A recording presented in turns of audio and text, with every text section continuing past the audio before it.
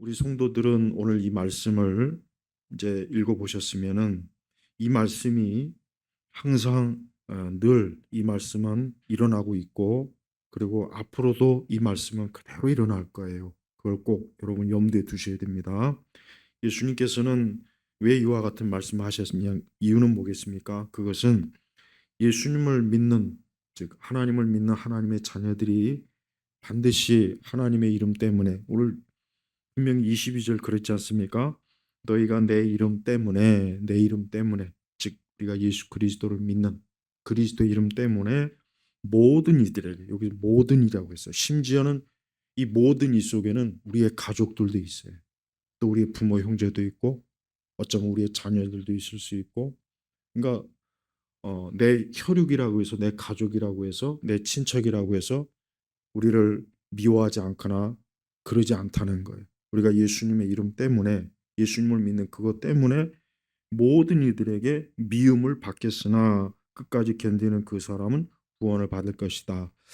저는 무엇보다도 이 말씀은 이제 우리 세대의 기준에서는 이제 앞으로 일어날 일이에요. 앞으로 일어날 일이고, 자, 우리가 지난번 코로나 시대 때에도 사실 좀 비슷했습니다. 예를 들면 정부가 어떤 방역이나 이런 것을 빌미로 해서 교회가 모임이 안 된다. 그래서 그 당시에 모였던 교회들 중에는 고소 고발을 당해가지고 벌금을 맞거나 그런 적이 있었어요. 그때도 좀 여러 몇몇 교회들이 그랬습니다. 좀 규모가 큰 교회들이.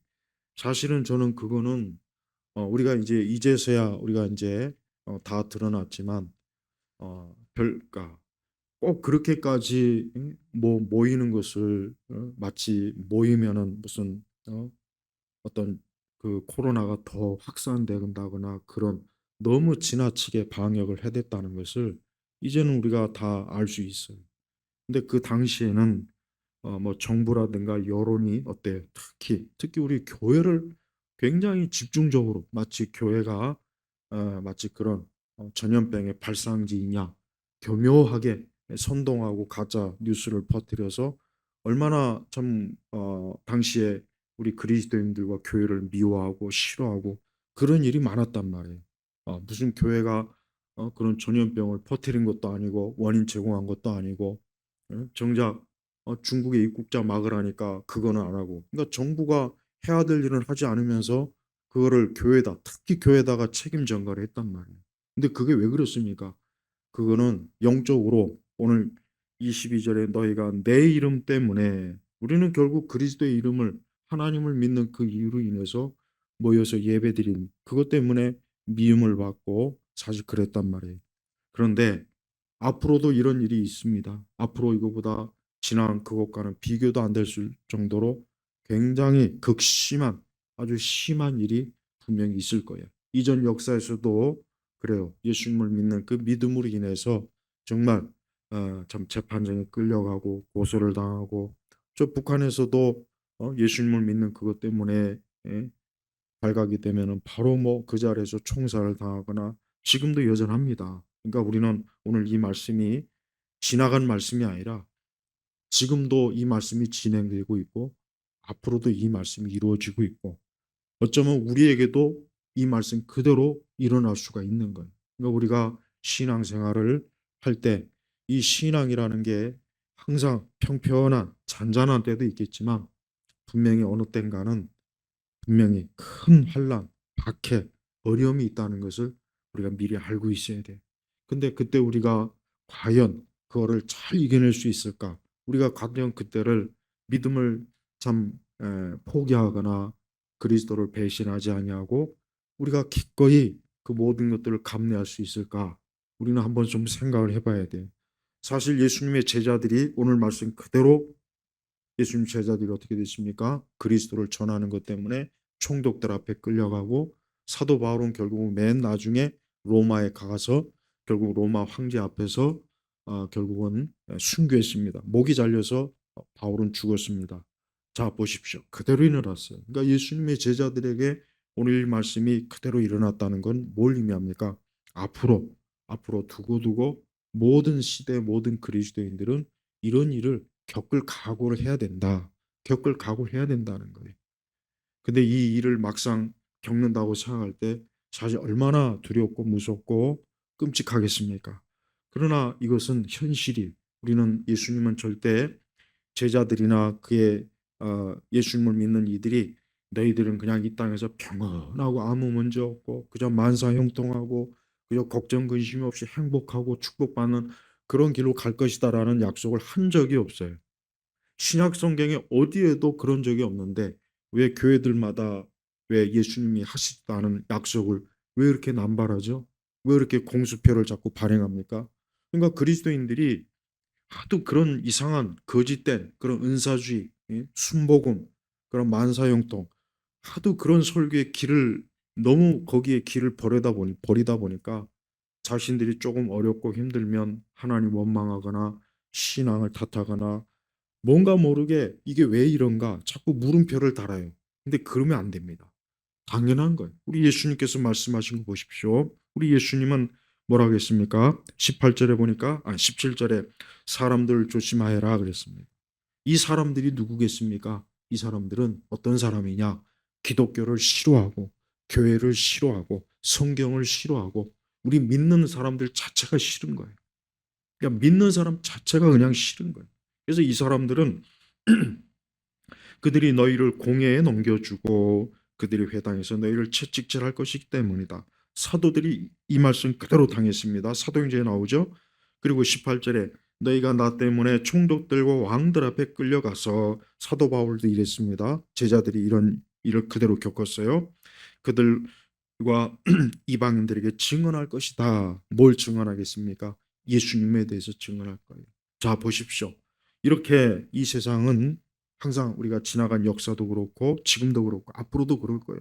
반드시 우리가 어떤 다른 죄를 졌거나 우리가 무슨 악을 행했거나 우리가 무슨 뭐 큰 어떤 엄청난 뭔가 무지막지한 그런 것들을 행해서가 아니라 그냥 하나님 믿는 것 때문에 예수님을 믿는 것 때문에 그 한 가지. 어, 코로나 때에도 우리가 뭐 모여서 무슨 반정부 선동을 했습니까? 모여가지고 우리가 무슨 뭐 정부를 물러나라고 했습니까? 그런 거 한 거 없어요. 우리는 그냥 모여서 평상시대로 예배드리고 마스크 착용하고 또 방역 소독도 하고 그래서 모여가지고 우리가 예배하는데 그걸 가지고 얼마나 이 여론에서 언론에서 얼마나 떠들어댔습니까? 그걸 가지고 얼마나 우리 예수님 믿는 사람들과 그 교회를 정죄하고 고발하고 고소하고 그래서 벌금을 때리고 보세요. 지금 이 말씀 그대로 일어나는 거예요. 근데 이제 앞으로 또 이런 일이 있어요. 앞으로 반드시 있습니다. 아니 이거보다 더 심하게 앞으로 우리 교회와 믿는 사람을 핍박할 때가 반드시 올 거란 말이에요. 우리는 그때 예수님의 이 말씀을 반드시 기억해야 돼요. 특별히 22절에 보니까 거기 뭐라고 했냐면 예수님께서는 끝까지 견디는 사람은 구원을 받을 것이다. 참 이 말씀이 굉장히 중요한 말씀이에요. 즉 예수님은 우리에게 뭐라고 했냐면 끝까지 견뎌내라 그랬습니다. 그러니까 어떤 핍박이 오거나 만약에 예수님 믿는 거로 인해서 정말 극심한 고통과 어려움이 올 때 우리가 거기에서 어떤 그거를 벗어나 보려고 믿음을 부인하고 그것을 벗어나 보려고 만약에 우리가 우리의 신앙을 부정하고 그런다면 그거는 예수님에게 합당하지 않다는 거예요. 그러지 말고 예수님 뭐라 했습니까? 끝까지 여기서 끝까지 견디는 그 사람은 어때요? 구원을 받을 것이다. 근데 끝까지 견디지 못하는 사람이 분명히 있을 거예요. 분명히 끝까지 견디지 못하는 사람이 있으니까 이 말씀을 하셨을 거란 말이에요. 우리가 정말 끝까지 견디는 그 사람이 되어야지 우리가 만약에 그걸 견디지 못한다면 우리는 구원을 받는 일에 있어서 우리가 분명히 하나님의 기준에 맞지 않는 거예요. 그러니까 분명히 그리스도 이름을 부인하라. 너의 믿음을 부인하라.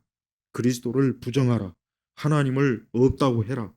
너의 신앙을 이제는 내려놔라. 너의 신앙을 이제는 버려라.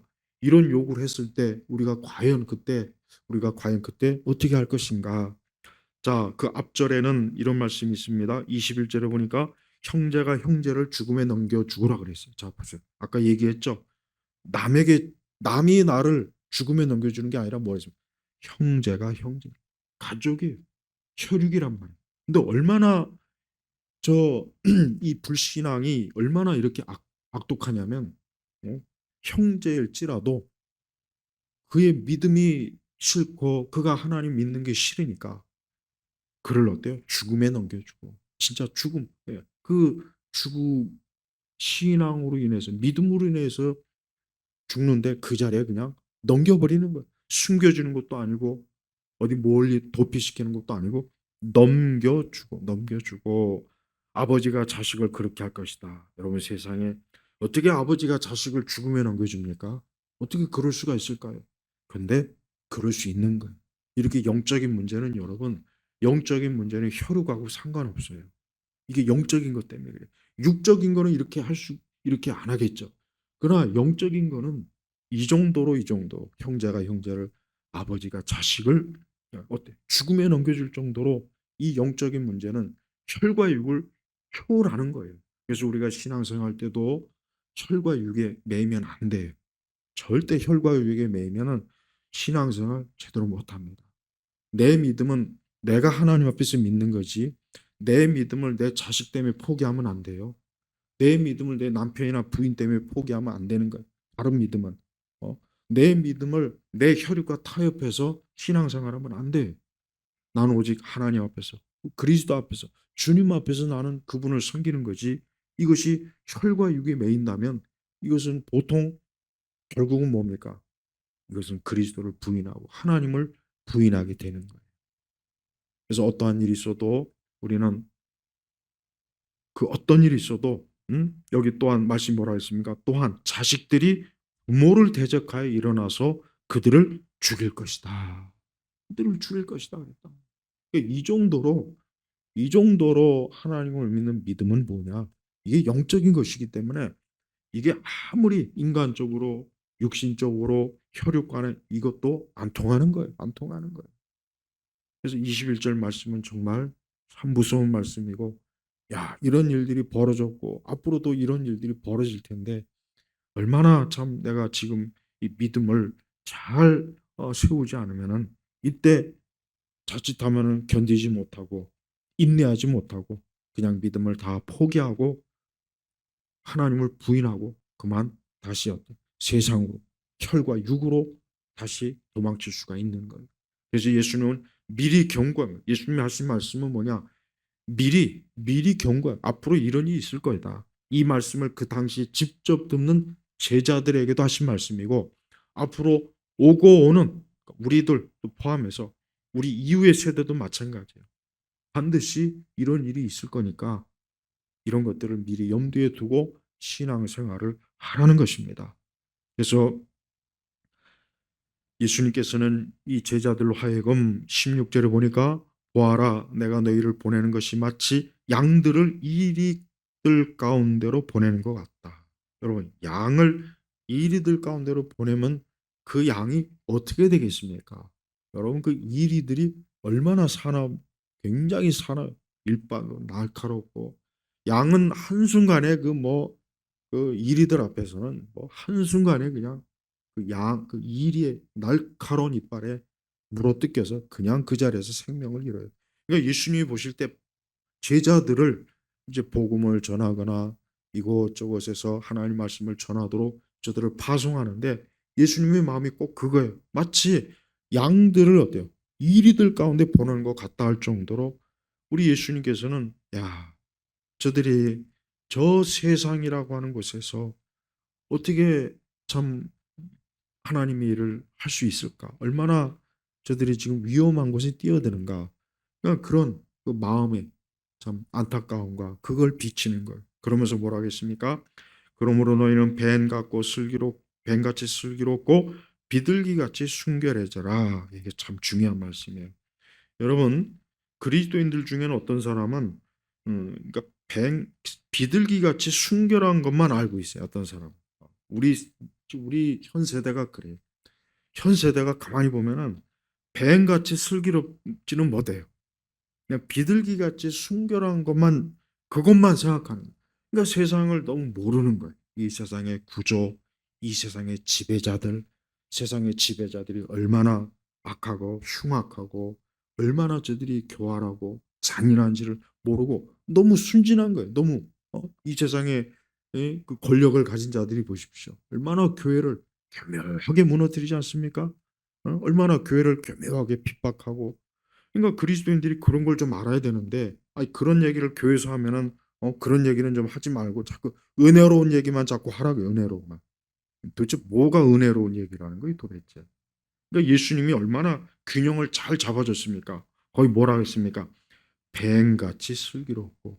그러니까 성경에서는 뱀은 물론 뱀이 좀 사단이나 악을 상징하기도 하지만 또 한편 유대인들은 이 뱀을 어떻게 봤냐면 지혜롭다고 봤어요. 여러분 뱀의 혓바닥이 하나입니까? 두 개입니까? 두 개예요. 뱀의 혓바닥은 두 개. 그러니까 유대인들은 뱀의 혓바닥이 두 개이기 때문에 이게 말을 하도 잘해서 이게 지혜롭다. 그러니까 그렇게 여기는 거예요. 그러니까 좋은 면에서 이제 지혜롭다는 거예요. 물론 그래서 그 에덴 동산에서 그 하와를 유혹한 미혹한 그 동물이 뭡니까? 뱀이잖아요. 그러니까 뱀이 워낙 말을 잘하니까 혀가 두 개다 보니까 이게 하도 말을 잘하니까 그냥 그 하와가 그냥 그걸 알아채지도 못하고 그 말에 그냥 어 속아가지고 선악과를 불쑥 따먹었지 않습니까?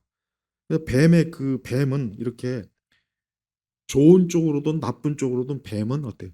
지혜롭다. 근데 우리 예수님 말씀하신 것은 좋은 쪽으로 뱀같이 지혜로워하라.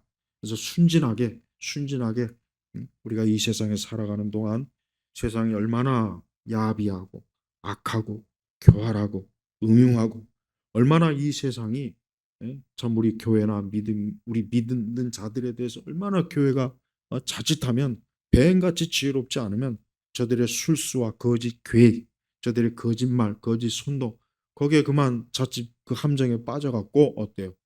그만 큰 낭패, 어려움을 당할 수 있으니까 제자들에게 부탁하는 거예요. 신신당부하는 거예요. 너희는 절대로 너희들이 복음을 전하러 가는 그곳에서 항상 지혜롭게 뱀처럼 지혜로워야 된다. 그냥 순진하게 뭐든지 믿고 받아들이지 말고 어, 분명히 어때? 복음을 전하는 자들을 대적하는 저들이 어떠한 자들인가? 그걸 지혜롭게 봐야 돼. 아까 제가 얘기했죠. 많은 그리스도인들이 비둘기같이 순결한 거에만 신경을 써요. 그러다 보니까 교회들이 어때요? 응? 교회들이 어? 겉으로 드러나는 은혜로운 말에 그만 속아가지고 배도 배교의 길로 가지 않습니까? 대표적으로 WCC도 그래요. WCC 하는 저런 목사들이나 저런 신학자, 저런 교회들 보면은 은혜로운 말 많이 합니다. 하나님 잘 믿으십시오. 기도 많이 하십시오. 열심히 주를 위해서. 그거 나쁜 말 아니에요. 그 은혜로운 말이에요. 그러나 그들이 또 한편은 무슨 짓을 저지릅니까?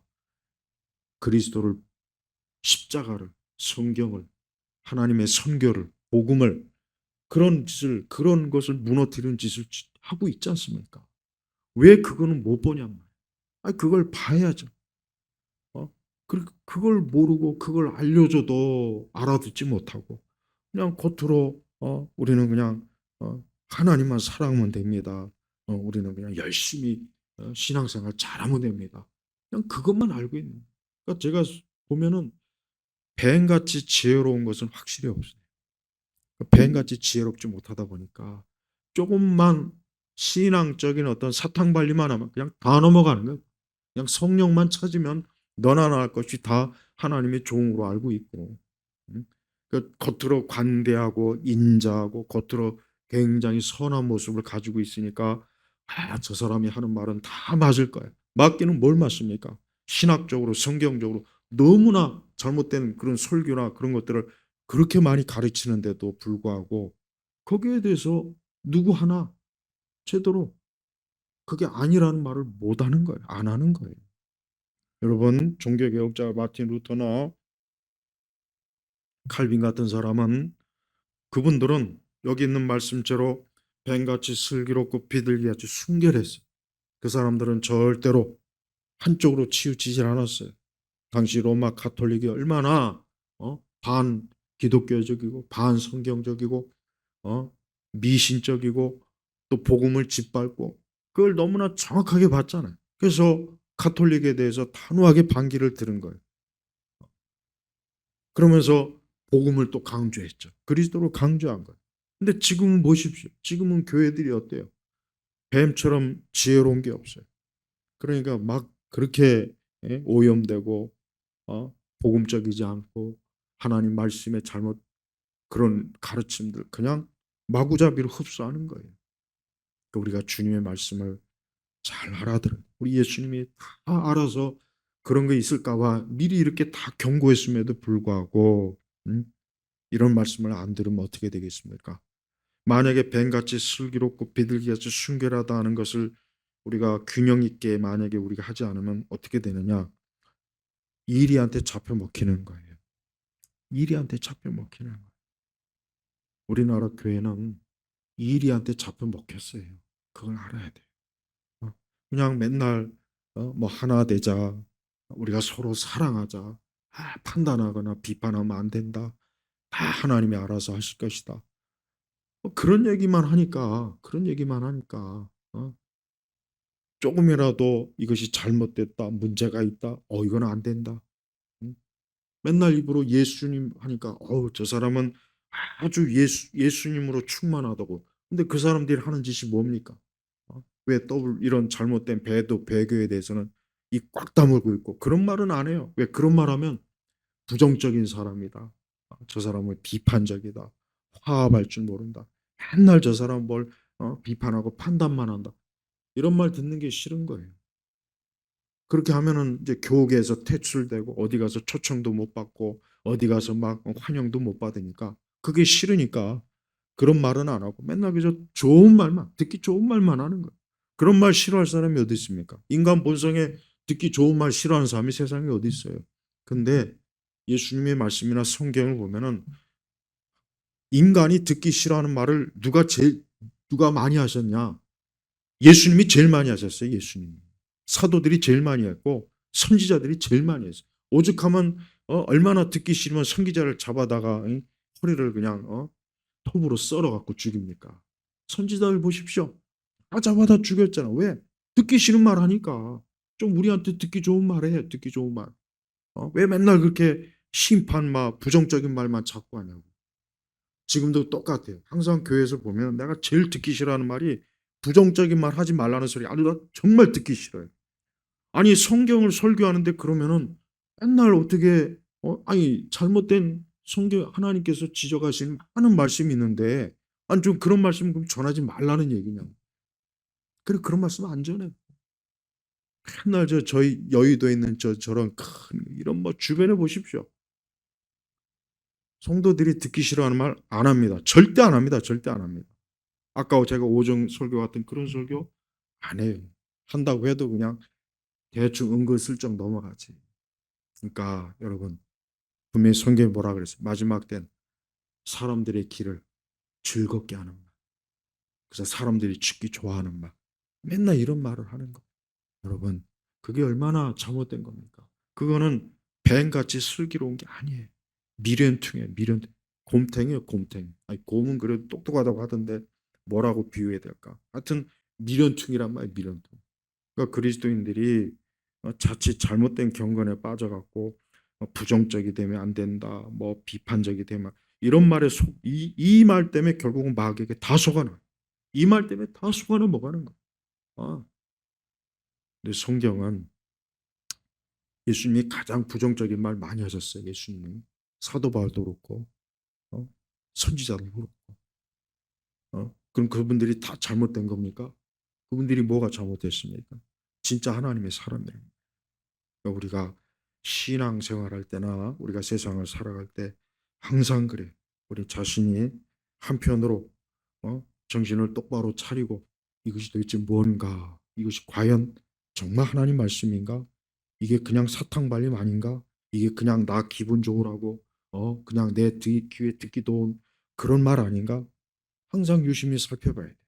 하나님 말씀을 항상 듣기 좋은 말로만 하는 목사들을 여러분 절대 조심하십시오. 그 사람들은 진짜 주의 종이 아니에요. 진짜 주의 종이라면은 이사야 같아야 돼. 예레미야 같아야 돼. 사도 바울과 같아요. 선지자들과 같아야 돼. 세례 요한이 왜 죽었습니까? 세례 요한이 긍정적인 말만 했더라면 우리 시대의 그 미친 정신, 긍정적인 맨날 좋은 얘기만 했다면 세례 요한이 과연 목이 잘려서 죽었겠어요? 아니에요. 하나님 말씀 전하다 죽었단 말이에요. 세례 요한이 부정적인 말하다 죽었다고. 우리 시대 그 말은 부정적이고 맨날 판단하고 비판하는 말하다가 목이 잘려서 죽었단 말이에요. 그러면 세례 요한이 의로운 사람이 아닐까요? 아니죠. 우리 세례 요한은 구약의 선지자 중에서 가장 큰 자예요. 주님이 오시는 것을 미리 예고하고 미리 선포한 아주 거룩하고 경건한 주의 종. 그렇지만 세례 요한은 하나님 말씀을 있는 그대로 전하다가 결국은 목이 잘려서 죽었단 말이에요. 바울 사도도 마찬가지예요. 바울 사도도 가는 곳마다 문제를 일으켰어요. 왜? 가는 곳마다 저 유대인들이 말하는 걸 듣지 말아라. 저자들은 예수님을 믿지 않는 자들이다. 저자들이야말로 진짜 사단의 회다. 가는 곳마다 바울은 예수 그리스도를 전하니까 바울은 가는 곳마다 미움을 받아서 매를 맞고 가는 곳마다 그냥 쫓겨다니고. 보세요. 바울 사도가 얼마나 참 고생을 많이 했습니까? 왜 그랬습니까? 바울 사도는 듣기 좋은 말을 한 적이 없어요. 바울 서신 읽어보십시오. 신약 서신에 듣기 좋은 말이 뭐가 있습니까? 맨날 바울 서신 그리스도의 십자가 강조하죠. 회개, 죄 강조하죠. 그러니까 바울 사도 어디 말도 만사형통이란 말도 없고 삼박자 구원이란 말도 없고 긍정적이 되라는 말도 없고 무슨 예수님에 대해서 이상한 요 성남에 있는 저 인간 저 같이 웬만하면 욕을 안 하려고 해서 요즘 안 하는데 하여튼 보세요. 뱀의 이번에 이제 나쁜 의미의 뱀의 혓바닥이요. 이 나쁜 뱀의 혓바닥을 가진 자들이 그저 신자들을 그냥 살살살 기분 좋게 듣기 좋게 재밌는 말이 나오고 웃기는 말이 나오고 그냥 뭐 용기나 힘이 주려는 말도 해가지고 얼러가지고 여러분 그게 사기꾼이에요. 그게 사기꾼이란 말이에요. 병원에 가가지고 어떤 의사가 기분 좋게 수술하는 의사가 세상에 어디 있습니까? 어떤 의사가 환자 기분 좋게 치료하는 의사 봤습니까? 그런 의사는 못 봤어요. 왜? 병을 치료하고 몸을 고치려면 메스로 살도 찢어야 되고 고통도 줘야 되고 아파야 돼요. 그게 정상적인 의사란 말이에요. 그러니까 우리 예수님께서도 있는 그대로 말씀하신 거예요. 있는 그대로. 그래서 우리 성도들은 자신의 영혼을 위해서 자기가 듣기 좋은 말을 들으려고 하면 안 돼요. 정말 내 영혼을 위해서 이게 정말 내 영혼에 유익한 것인가? 이게 진짜 하나님의 말씀인가? 이게 정말 성경의 말씀인가? 이걸 들어야 뱀처럼 슬기로워지지. 그런 말씀을 안 들으면 혹 비둘기같이 순결할 수는 있어도 뱀처럼 슬기롭지 못해가지고 마귀에게 뒤통수 맞고 거짓 교사들에게 뒤통수 맞고 그러다가 결국은 자기 자신도 모르게 배도 배교에 빠져갖고 결국은 어때? 그리스도를 대적하는 그런 짓을 저지르는 거예요. 우리 주님은 분명히 경고했습니다. 예수님께서 말씀 안 하시는 것이 아니고 말씀하셨기 때문에 이제는 이 말씀을 들은 사람은 이제 책임을 져야 돼요. 이런 말씀을 들은 사람은 이제 책임을 져야 돼요. 그래서 어떤 일이 있어도 어때야 됩니까? 우리는 내 신앙과 내 믿음 때문에 반드시 만약에 앞으로 살아가면서 또 어떤 시대가 되었던 반드시 우리가 만약에 이렇게 된다고 하면 오늘 말씀을 잘 기억해서 22절의 말씀처럼 너희가 내 이름 때문에 모든 이들에게 미움을 받겠으나 모든 이들에게 미움을 받겠으나 모든 이들 이거 견뎌낼 수 있을까요? 여러분 사람은 미움받는 걸 싫어하게 돼 있어요. 본성적으로 사람이 미움받는 건 좋아하지 않습니다. 누가 좋아하겠습니까? 나는 그게 진짜인지 아닌지 모르겠지만은 화초에다 대고 욕을 한 바가지 하면 화초가 나중에 죽는다는도 칭찬을 해주면서 난 그건 솔직히 모르겠어요. 내가 안 해봐가지고 그래서 한번 해볼까 해요. 예배당에 있는 한쪽 꽃에 나가는 욕을 바가지로 한번 해보고 올 때마다 한쪽은 칭찬해주고 난 진짜 확인하고 싶더라고요. 하도 그런 말 하니까. 자, 그러나 사람은 절대 미움받는 거 좋아하지 않습니다. 사람은 미움받는 거 견뎌내지 못해요. 견뎌내지 못해요.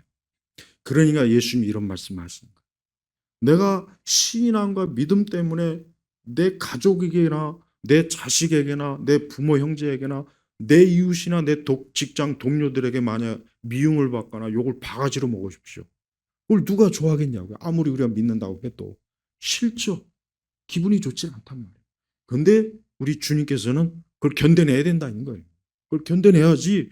너 그거 싫어가지고 그러면은 넌 오히려 그럼 하나님께 미움받는 거예요. 하나님께 미움받는 게 좋습니까? 사람에게 미움받는 게 좋습니까? 하나님께 미움받으면 안 돼. 하나님께 미움받을서는 절대 안 됩니다. 우리는 사람에게 다 받을지언정 하나님에게서는 미움을 받으면 안 돼요. 오히려 하나님에게서는 우리가 사랑을 받고 은혜를 받고 용서를 받고 하나님의 긍휼하심을 받고 하나님의 참 은총을 받아야죠. 그게 우리에게 좋은 거라. 그 대신 사람에게 미움 받는 거는 각오해야 돼. 각오하고 그거는 감수해야 돼. 내가 하나님 나라에 가려면 이 모든 것들을 다 이겨내고 믿음으로 이기고 인내해야지. 내가 이런 것을 이기지 못한다면 내가 어떻게 주님 앞에 합당하게 설 수 있겠는가 한번 살펴봐야 된단 말이에요. 그래서 앞으로도 그렇습니다.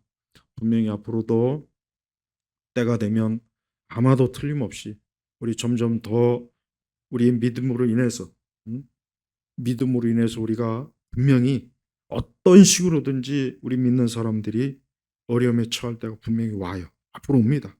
또 일상적으로 있는 일도 있어요.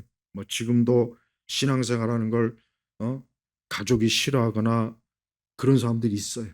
있습니다. 그러니까 그런 사람들이 참 오늘 말씀을 듣고 야, 내가 내 신앙으로 인해서 내 가족에게서 좀 미움 받아도 이거 이겨내야 된다 하는 그 각오를 가지고 있어야 돼요.